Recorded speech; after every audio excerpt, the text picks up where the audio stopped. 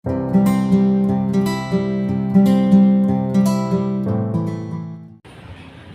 pagi, Ibu Astuti Samosir MPD selaku dosen pengampun mata kuliah penyuntingan serta teman-teman kelas R5A sekalian. Perkenalkan, kami dari kelompok 4 yang terdiri dari anggota Resti Sri Rezeki Puspitawati dengan MPM 2020 215068. Yang kedua ada Kamila Ishana dengan MPM 2020 215097. Yang ketiga ada Umi Latiha dengan MPM 2020 215099. Dan yang terakhir saya sendiri Karin Nurina Saragi 2020 2157013. Izinkan kami untuk memberikan materi sekaligus memaparkan materi presentasi yang telah kami buat, yaitu tentang kepekaan terhadap sara dan pornografi.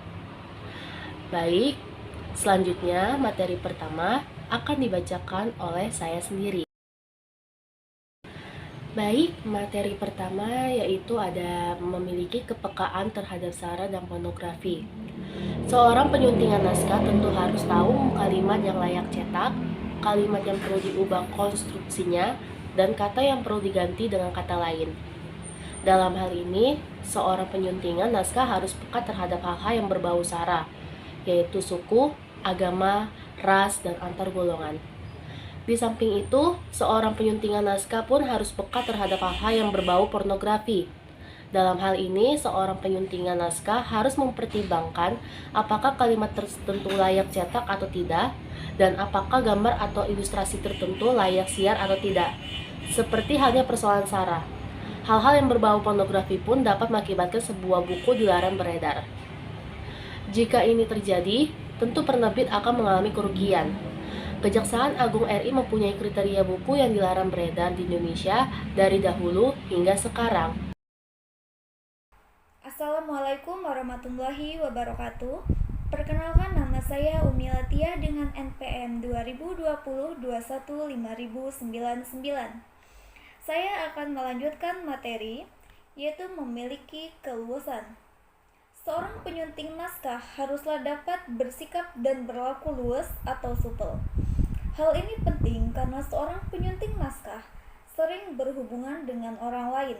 Minimal, seorang penyunting naskah berhubungan dengan penulis atau pengarang naskah.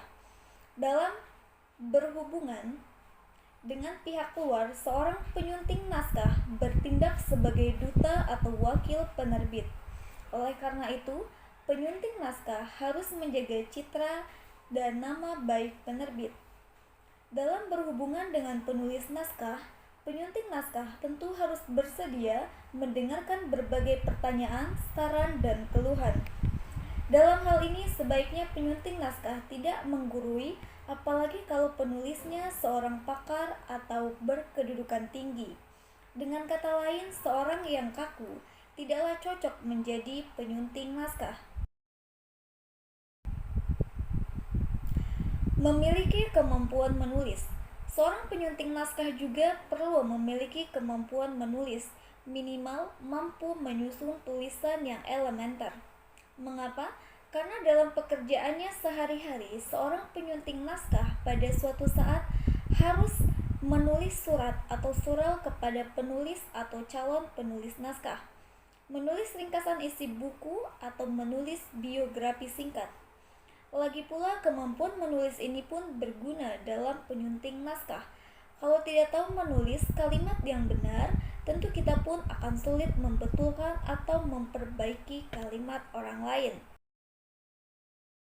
Assalamualaikum warahmatullahi wabarakatuh. Perkenalkan, nama saya Kamila Ishana. Saya ingin melanjutkan materi dari Umi Latiah, yaitu menguasai bidang ilmu tertentu. Alangkah baiknya kalau seorang penyunting naskah menguasai salah satu keilmuan tertentu, misalnya ilmu bahasa, ilmu sastra, biologi, matematika, geologi, jurnalistik, ilmu pendidikan, filsafat, teknologi, dan pertanian. Hal ini akan membantu penyunting dalam tugasnya sehari-hari. Materi selanjutnya yaitu menguasai bahasa asing. Seorang penyunting naskah pun perlu menguasai bahasa asing.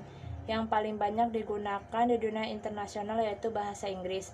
Di samping itu, perlu kita ketahui bahwa buku terjemah yang paling banyak diterjemahkan yaitu bahasa Indonesia adalah buku-buku yang berasal dari bahasa Inggris. Seorang yang enggan atau malas membaca buku kamus tidak cocok menjadi penyunting naskah. Jika tidak dapat menguasai bahasa Inggris secara aktif, minimal penyunting naskah menguasai secara pasif. Artinya, penyunting naskah dapat memahami dan membaca teks bahasa Inggris. Akan lebih baik jika penyunting naskah bukan hanya menguasai bahasa Inggris, melainkan juga menguasai salah satu bahasa atau beberapa bahasa lainnya, misalnya bahasa Latin, Belanda, bahasa Jerman, bahasa Prancis, bahasa Arab, dan bahasa Jepang.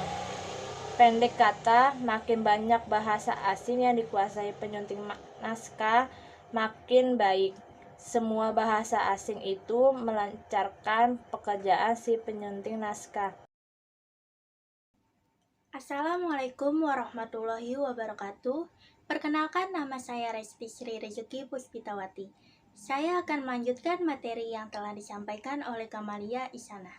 Memahami kode etik penyuntingan naskah.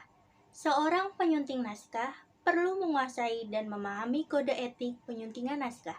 Dengan kata lain, penyunting naskah harus tahu mana yang boleh dan mana yang tidak boleh dilakukan dalam penyuntingan naskah.